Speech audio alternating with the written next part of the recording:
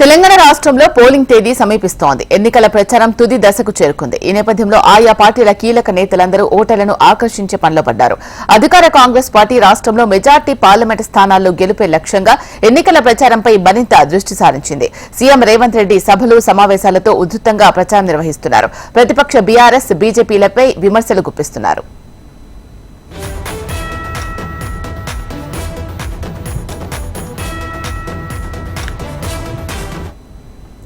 ఈ నేపథ్యంలో ప్రచారంలో మరింత జోష్ పెంచడానికి కాంగ్రెస్ అగ్రనేతలు రాహుల్ గాంధీ, ప్రియాంక గాంధీలు సైతం ఎన్నికల ప్రచారంలో పాల్గొంటారు. కాసేపట్లో నాందేడ్ నుంచి నేరుగా నిర్మల్లో జరగనున్న ఎన్నికల ప్రచార సభకు రాహుల్ గాంధీ హాజరు కానున్నారు. అక్కడ ఆదిలాబాద్ అభ్యర్థి ఆత్రం సుగుణకు మద్దతుగా ఎన్నికల ప్రచారం నిర్వహిస్తారు. ఆ తర్వాత అక్కడి నుంచి నాగర్ కర్నూలు పార్లమెంట్ నియోజకవర్గం పరిధిలోని ఆలంపూర్ ఎర్రవల్లి కూడలి వద్ద జరగనున్న ఎన్నికల ప్రచార సభకు రాహుల్ గాంధీ హాజరు కానున్నారు.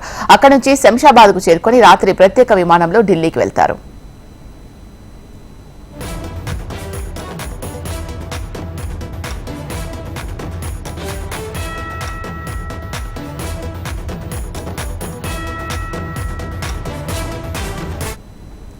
తిరిగి ఈ నెల 9న ఉదయం కరీంనగర్, సాయంత్రం 5 గంటలకు సరూర్నగర్ లో రాహుల్ గాంధీ ఎన్నికల ప్రచారం చేస్తారు.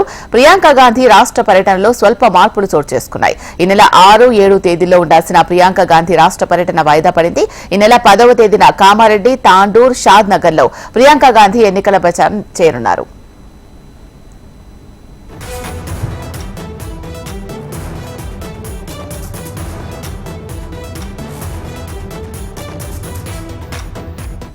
రాహుల్, ప్రియాంక గాంధీలతో పాటు ఏఐసీసీ ప్రెసిడెంట్ మల్లికార్జున ఖర్గే, మరో ఏఐసీసీ నేత శశి థరూర్, ఇతర జాతీయ నాయకులు కూడా రాష్ట్రంలో ఎన్నికల ప్రచారం చేయనున్నారు. అయితే ఖర్గేతో పాటు మిగతా నేతల ప్రచారాల స్కెడ్యూల్ ఫైనల్ చేసే పనిలో ఉన్నారు పీసీసీ నేతలు. మహబూబ్ నగర్, నాగర్ కర్నూలు పార్లమెంటు పరిధిలో ఏఐసీసీ ప్రెసిడెంట్ ఖర్గే ప్రచారం ఉండే అవకాశం ఉంది. ఇక చేవెళ్ల, సికింద్రాబాద్, మల్కాజ్గిరిలో ఏఐసీసీ నేత శశి థరూర్ క్యాంపెయిన్ చేరున్నారు.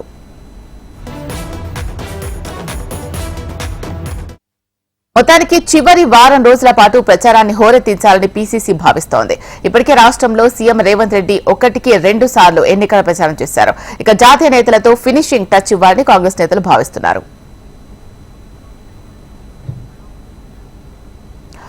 ఇక నేతల పర్యటనలకు సంబంధించి పూర్తి సమాచారం అందించడానికి మా ప్రతినిధి ప్రేమ్ లైవ్ లో సిద్ధంగా ఉన్నారు. ప్రేమ్, చెప్పండి. ఈ రోజు రాహుల్ గాంధీ పర్యటన ఒకవైపు ఇటు నిర్మల్లోను, మరొకవైపు మహబూబ్ నగర్ రెండిట్లో కూడా రాహుల్ గాంధీ పర్యటన ఉంటుంది. ఆ తర్వాత దాదాపు ఇప్పటి నుంచి 10వ తేదీ వరకు అయితే సీఎం సంబంధించి, మరొకవైపు రాహుల్ గాంధీ, ప్రియాంక గాంధీలకు సంబంధించినటువంటి ఆ షెడ్యూల్ అంతా కూడా కొద్దిసేపటి క్రితమే అయితే టీపీసీసీ ప్రకటించడం జరిగింది. దాంట్లో ముఖ్యంగా ఇప్పటికే రాష్ట్ర వ్యాప్తంగా ఒకవైపు రేవంత్ రెడ్డి ప్రతి పార్లమెంట్ నియోజకవర్గానికి సంబంధించినటువంటి దాంట్లో కార్నర్ మీటింగ్లతో పాటు సభలు, సమావేశాలు నిర్వహించారు. మరొక వైపు ఆ ప్రచారంలో భాగంగా ఎప్పటికప్పుడు సునీల్ కన్గోల్ టీం ఇస్తున్నటువంటి రిపోర్ట్లతో పాటుగా రిపోర్టుకు సంబంధించి ఆయా నియోజకవర్గాల్లో ఉన్నటువంటి బలం, అభ్యర్థులకు సంబంధించినటువంటి బలం, బలహీనతలతో పాటుగా ఏ విధంగా ప్రచారం చేయాలనే దానిపై కూడా ఎప్పటికప్పుడు మానిటరింగ్ చేస్తున్నారు రేవంత్ రెడ్డి. మరొక వైపు దీంతో పాటుగా ప్రతి పార్లమెంట్ నియోజకవర్గంలో ఉన్నటువంటి ప్రతి ఇంటిని 100 రోజుల్లో కాంగ్రెస్ పార్టీ చేసినటువంటి అభివృద్ధి కార్యక్రమాలు, పథకాలు, వీటితో పాటుగా తెలంగాణకు సంబంధించినటువంటి ఏదైతే మేనిఫెస్టో 23 అంశాలతో ఒక మేనిఫెస్టోను ప్రకటించడం జరిగింది. ఆ మేనిఫెస్టోతో పాటుగా దేశవ్యాప్తంగా తీసుకొచ్చినటువంటి పాంచ్ న్యాయాన్ని ప్రతి ఒక్క ఇంటికి తీసుకువెళ్ళడమే లక్ష్యంగా కాంగ్రెస్ పార్టీకి సంబంధించిన కార్యకర్తలందరికీ కూడా చెప్పడం జరిగింది. మరోవైపు మన రాష్ట్రంతో పాటు పక్క రాష్ట్రంలో కూడా రేవంత్ రెడ్డి తన దూకుడు పెంచినట్టుగా చెప్పుకోవచ్చు. ఎందుకంటే మొన్న కేరళ గాని, కర్ణాటక గాని, ఏపీ 3 రాష్ట్రాల్లో కూడా తన ప్రచారం చేశారు.